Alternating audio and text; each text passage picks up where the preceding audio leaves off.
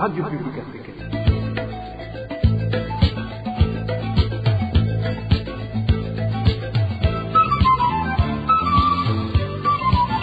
Radio Publique Africaine.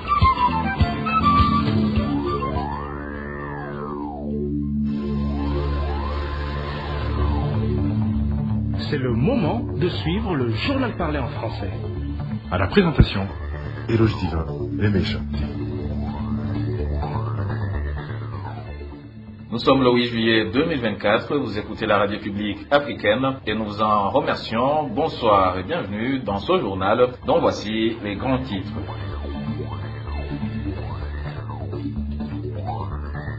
Le traitement infligé aux réfugiés burundais vivant en Tanzanie peut être classé dans le même panier que les traitements infligés aux individus dans un système construit sur le racisme. C'est du moins le point de vue de Frédéric Bamvuginyuvila qui réagissait aux persécutions dont les réfugiés burundais vivant en Tanzanie ne cessent de subir. Vous allez l'écouter au milieu de ce journal. Et puis le LUCOM recommande au gouvernement de privilégier la transparence dans le secteur minier, ce qui lui permettrait d'adhérer à l'initiative pour la transparence dans les industries extractives. Cette recommandation a été soulevée au cours d'une conférence de presse. Vous allez entendre aussi dans ce journal.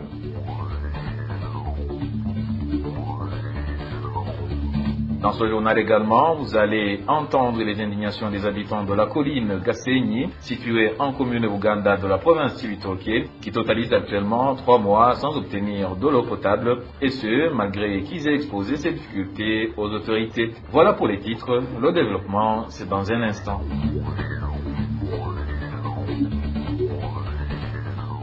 Bonsoir. Démarrons ce journal par la page justice. 6 jours après son acquittement, Emilienne Sibomana continue de croupir en prison, ce qui inquiète beaucoup les défenseurs des droits de l'homme qui craignent une certaine mainmise dans la mise en application du jugement rendu. Condamné à une peine de 5 ans de prison ferme et une amende de 5 millions de francs burundais le 27 juin 2023 par le tribunal de grande instance de Gitega, cette syndicaliste est victime d'avoir dénoncé des actes répétitifs d'abus sexuels commis sur des jeunes élèves par le directeur de l'école Christ Roi de Mushasha, l'abbé Laurent Nakarutimana. Des accusations qu'Emilienne a portées en présence de 3 ministres, dont celui de l'éducation. Et dans la foulée, il a été arrêté et écroué à la prison centrale de Gitega pour dénonciation calomnieuse. C'était le 27 janvier 2023. Depuis, les défenseurs des droits de l'homme n'ont cessé de demander sa libération car injustement emprisonné. Poursuivons ce journal par la page réfugiés. Le traitement infligé aux réfugiés burundais par la Tanzanie est identique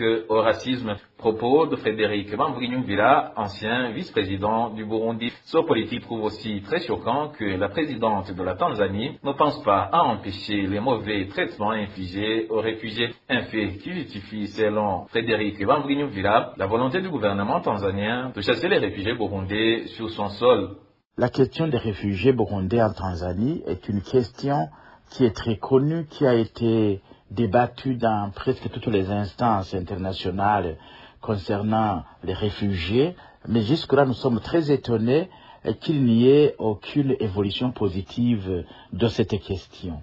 Et il y a eu des déplacements des diplomates qui ont été dans ces camps pour constater la réalité. Ils l'ont constaté, ils ont donné des injonctions, ils ont donné des conseils, mais rien n'est suivi par l'État tanzanien. Ça veut dire que la raison qui pousse les Tanzaniens à agir de la sorte est supérieure à la raison des diplomates, à la raison des relations internationales.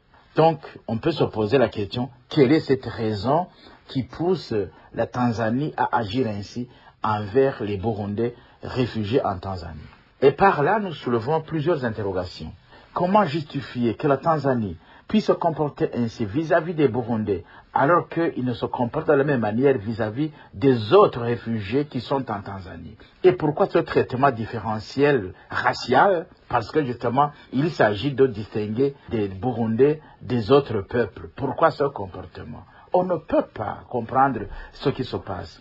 Voici les faits. Ils ont tout fait pour tuer, ils ont tué même des personnes, des Burundais en Tanzanie. Ils ont emprisonné de façon injuste les Burundais qui sont réfugiés là-bas. Mais ils vous diront, nous allons les traiter humainement. Ils vont rester ici. Au même moment, ils continuent à se comporter de façon inhumaine pour que justement les Burundais soient poussés d'eux-mêmes à rentrer chez eux parce que justement les conditions dans ces camps deviennent de plus en plus inhumaines et impossibles. Donc, voilà le comportement de la Tanzanie vis-à-vis des réfugiés burundais. Pourquoi c'est l'autorité tanzanienne qui parle au nom de l'autorité burundaise qu'il y a la paix? Est-ce que la Tanzanie, c'est elle qui doit apprécier qu'il y a la paix au Burundi, oui ou non? Et la Tanzanie sait qu'il n'y a pas de paix au Burundi. Et Frédéric Vambrignon-Villa de demander au HCR de faire tout son possible pour que les problèmes rencontrés par les réfugiés burundais puissent trouver des solutions. Encore une fois, on l'écoute.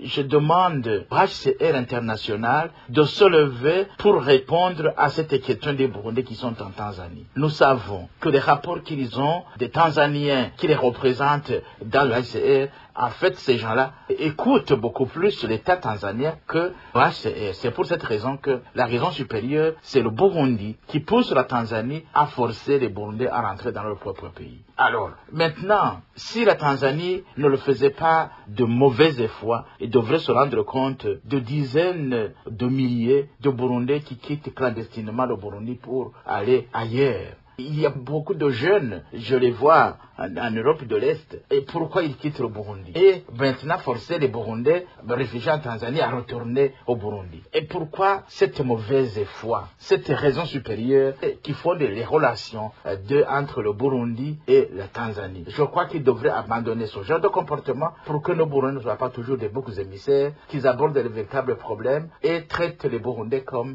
des hommes à part entière et non pas des animaux et non pas des sous-hommes. Pas de gouvernance à présent, le gouvernement devrait privilégier la transparence dans le secteur minier pour pouvoir adhérer à l'initiative pour la transparence dans les industries extractives, ITIE en sigle, pour le bien du pays et de la population. C'est du moins la recommandation de l'OLUCOM qui signale que le gouvernement burundais a fait une demande d'adhésion en novembre dernier. Suivait plutôt le président de l'OLUCOM, Gabriel Rufyiri, c'était au cours d'une conférence de presse de ce matin. Beaucoup de pays se sont engagés. Juste, je vais parler de quelques pays de la sous-région. Ici, je parlerai de la Tanzanie, de la RDC, de l'Ouganda notamment. Ils se sont engagés pour que les ressources naturelles de ces pays bénéficient réellement des citoyens. Je dois d'abord vous rappeler que ce processus prend au moins 5 ans pour que un pays adhère définitivement à l'ITIE, à l'initiative des industries extractives. En 2011, le Burundi a commencé à démarrer ce processus, mais en 2012, je crois, en 2013, il a abandonné à cours de route ce processus. Mais je dois vous dire que parmi les points de financement de certains pays, souvent ils ne financent pas quand un pays ne s'engage pas à promouvoir la transparence dans les industries extractives. Le Burundi donc, je dirais qu'il avait refusé purement et simplement. La bonne nouvelle, nous venons d'avoir des correspondances émanant du gouvernement du Burundi. Le Burundi a renouvelé sa demande d'adhésion, je crois, en novembre dernier, l'année passée, en 2023. Et puis, le secrétaire général ou international de l'ITIE a répondu au gouvernement du Burundi. Le but de cette conférence de presse, c'est de vous informer que le Burundi, cette fois-ci, vient de renouveler sa demande d'adhésion à l'ITIE. Je pense que si réellement le gouvernement veut faire sortir le Burundi dans l'impasse économique que nous avons aujourd'hui, le gouvernement du Burundi doit s'engager dans la promotion de la gouvernance en général, mais plus particulièrement dans le secteur minier. Sinon, tout ce que nos dirigeants vont nous dire, ça va rester des slogans politiques qui n'auront pas de résultats. L'OLUCOM a été sollicité et nous sommes prêts à accompagner parce que c'est une exigence de ces États. La société civile doit être impliquée, mais l'OLUCOM sera impliqué si le gouvernement doit réellement accepter de promouvoir la gouvernance dans les industries extractives. Si tel ne serait pas le cas, l'OLUCOM ne va pas refaire. Et Et je vous le disais en titre, les habitants de la colline Gasenyi, située en commune Uganda, de la province Cibitoke, viennent de totaliser 3 mois sans obtenir de l'eau potable. Ces habitants indiquent qu'ils sont obligés de se rendre dans des lieux éloignés pour obtenir un peu d'eau à utiliser dans leur ménage. Ils révèlent aussi avoir évoqué cette problématique de manque d'eau auprès des autorités locales, mais en vain. Les craintes d'attraper des maladies liées au manque d'hygiène sont soulevées par plus d'un parmi ces habitants. Elvis Nyomungere nous en dit plus. Au cours de ces 5 mois derniers, les habitants de la colline Gasenyi en commune Uganda de la province Cibitoke affirment que cette localité était totalement sèche en eau potable pendant tout ce temps sur les robinets publics, pendant que les habitants de Gasenyi se réveillent au petit matin pour aller chercher l'eau dans les endroits lointains et sans espoir, ils craignent d'attraper les maladies domesticales. Malheureusement, ces habitants demeurent dans cette situation difficile alors que certaines autorités locales ont de l'eau chez eux dans les robinets, selon le témoignage de cet habitat. Aujourd'hui, les habitants sont obligés de se réveiller à 2 heures du matin, voire même 3 heures, et quelquefois certains d'autres passent toute la nuit à la recherche de l'eau potable sans y parvenir. Il y a certaines personnes aisées et qui ont de l'eau chez eux dans les robinets, ici au centre Gasenyi. L'exemple est le chef de zone Niubuhungiro Alexandre qui ne manque pas de l'eau chez lui et qui tire l'eau dans les tuyaux de ce robinet qui passe plus de 5 mois sans aucune goutte d'eau. Les habitants de Gasenyi sont totalement découragés car ils ont soumis ce problème de manque d'eau auprès des autorités locales, mais en vain.